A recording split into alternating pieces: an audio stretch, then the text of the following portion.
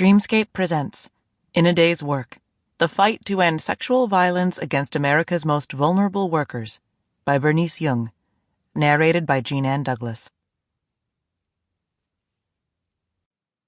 Introduction: The Weight of Silence. It neared dusk as we drove into the depths of a small community built around farms and fields of the Pacific Northwest. The clouds were low and gray as we navigated a busy two-lane road that led in and out of town, past a Mexican restaurant, a diner, and a farm supply store. Just beyond a pizza parlor, we turned off the main road and continued past the length of a parking lot until we found a cluster of one-story brick apartments. In one of them lived a farm worker who we will call Rosa. She was the reason my colleague Grace and I had come to town. As journalists, Grace and I were on a reporting team working to expose a long-held but open secret. Immigrant women in some of the most financially precarious jobs, many of whom are undocumented, were being targeted for sexual abuse by their superiors. We wanted to meet with Rosa because, according to a lawsuit that she and her family had filed, she had been sexually harassed at work.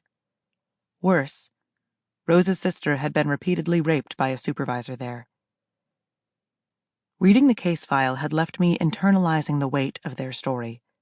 The detailed descriptions of the rapes were difficult to get through.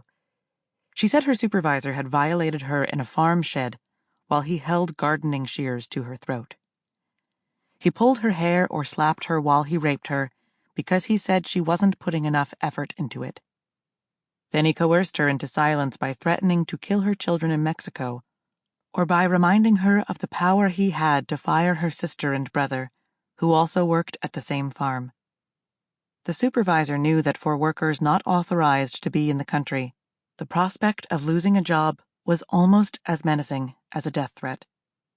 This case exemplified the phenomenon our reporting team was seeking to uncover: how immigration status and poverty are leveraged against female workers to hold them hostage in jobs where they are being sexually abused. Rosa's sister seemed too traumatized for us to approach directly, so Grace and I had decided to talk to Rosa first. We parked the car and made our way into a grassy courtyard in search of the right apartment.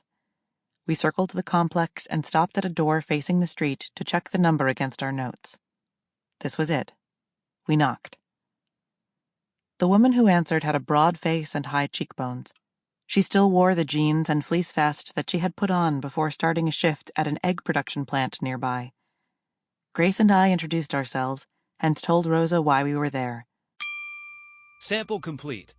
Ready to continue?